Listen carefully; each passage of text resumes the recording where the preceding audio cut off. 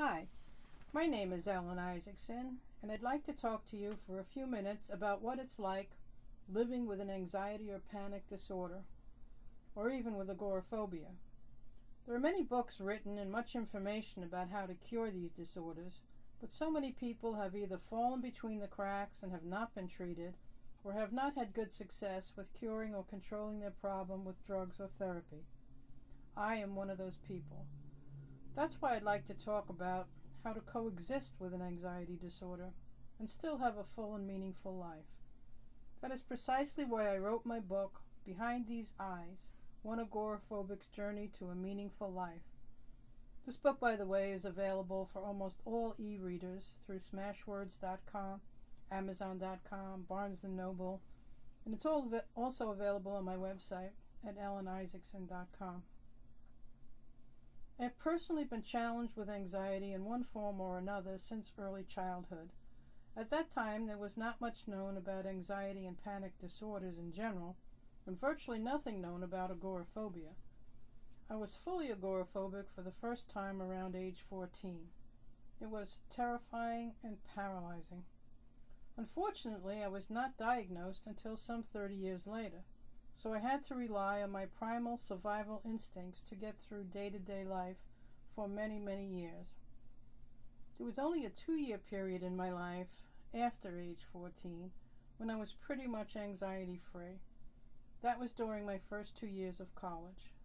I was in a very intense love relationship at that time that unfortunately ended abruptly, and sadly, in a flash, all the old nightmarish symptoms came flooding back and have been with me to one degree or another ever since. I spent most of my adult life trying to get over my anxiety, panic, and agoraphobia, and had varying degrees of success. Mostly, however, like many people with anxiety disorders, I initially relied upon alcohol to keep me functional in the outside world.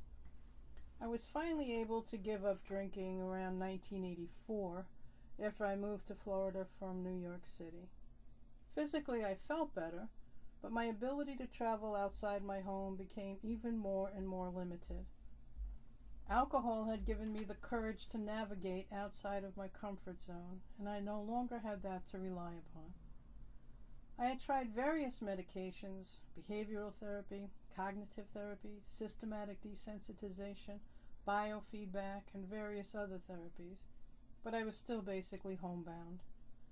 I got up most days and put the key in the car to see where it would take me, but mostly it took me only to the end of my driveway. Truly, just moving the car at all, at times, was a major accomplishment. Finally, I just got tired of all the effort and energy expended and the subsequent feelings of failure, and learned, with the help of a good counselor or two, to adopt a new perspective. I was also deliberately trying to find some new spiritual basis for my life, which added to my ability to look at my life differently. What I decided for myself was that I did not have to buy into society's definition of what normal was. I did not have to go anywhere to be a complete or whole human being. It seemed up to that point that the whole world defined how well I was, and virtually who I was, by whether or not I could get to the grocery store. I wanted to throw up every time someone asked me how in the world I got my groceries. It was like figuring out how to get groceries was some kind of rocket science. It seemed to be the only thing that was important to people. Finally, I decided to just get up each day and decide for myself what I wanted to do and not what I should do so I could be like everyone else. If I decided to practice driving or walking to the corner, for example, that was fine. If I decided not to try any of these things, that was fine too. I had spent decades of my life trying to get my car to go farther than my familiar street and was not about to spend one more day focusing solely on that task. I made sure, as much as possible, that the things I did decide to do were only things that would nourish my soul. I expand on the details of what I actually did do in my book. I stopped doing things just because they were expected of me. I eventually developed a whole new life for myself. It was just a somewhat unconventional kind of life. I finally came to believe that who I was on the inside, the human being I was actually much more important than anything I could do or any place I could go. I started doing things like saying affirmations and reading up on how to develop myself from the inside out. I developed my creativity, which most people with anxiety disorders have a lot of if they'll only tap into it. I wanted to come to have a better relationship with myself, an understanding of just who I really was. I wanted to find joy and love for myself in my life, perhaps for the first time. I learned to honor who I was as is and respect myself for all the effort I had put forth in trying to facilitate a recovery from my anxiety disorder. I also wanted to learn how to put my anxiety in the background and find out just what it was that I could do and be. My life has many critics. It's the accepting me as is that seems to get to people. They think that accepting things as they are somehow means I have given up. The truth is quite the reverse. My life simply was not working before. I lost precious days and even years trying to be what they expected me to be. I tried everything I knew to try to be able to comfortably function outside of my home. Nothing worked. These days I please myself and allow each day to just flow as naturally as possible, and I have much more peace in my life as a result. I do believe that if I am meant to be out there again, I will be. If not, that's okay too. I'll just keep working my life from a limited proximity, and who really cares? It's my life. I absolutely believe anyone can be a whole human being without even leaving their chair or even their bed.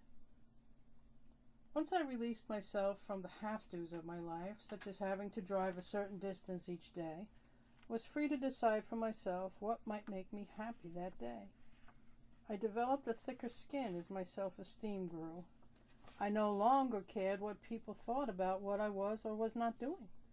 I developed a passion for developing areas of my life that I never knew I had. That was the beginning of healing for me. Now I know that what I'm saying here might be somewhat controversial, but please know that I am in no way advocating not trying traditional methods to deal with your physical or emotional challenges in life. I am not suggesting you don't try medications, all kinds of them, and many different kinds of therapy. I am only suggesting ways that you might cope with your todays while you are doing just that. In fact, I offer life coaching myself on my website for those of you who might want to give it a try. So to sum it up, perhaps my book will help those of you who are in despair about your present life condition to come to realize there are possibly workarounds that you can do to make your life flow better in the present. My hope is also that for those who are unable to understand, like friends and family, what it is like living with an anxiety or panic disorder, that they might come away with a clearer insight into just what it feels like to live with high levels of anxiety and panic, especially for a long period of time. Maybe it will calm the naysayers who believe it is all in our head, and that if we only try hard enough, we can get over it. My book follows me throughout the many stages of my life, as shown here through these photos, from early childhood years right up until my present adult life. It explains how I coped when I thought I was just crazy and had no idea what was wrong with me. I was just so afraid of seemingly everything. It maps out how I got to be able to develop a full life while never being cured of my anxiety disorder, or challenge as I like to call it. My hope is that it will help even one person who believes that their life is hopeless and that they can never have a full or meaningful life because they are challenged with anxiety or any type of limitation for that matter. My mission in the remaining years of my life is to try to help people become all they can be, given any limitation or challenge they have, and to help them develop a deep and abiding love for who they are, just as they are. If you feel you might benefit a bit from life coaching in dealing with the challenges of your personal limitation, please sign up through my website. Again, that's ellenisaksen.com. Thanks for listening.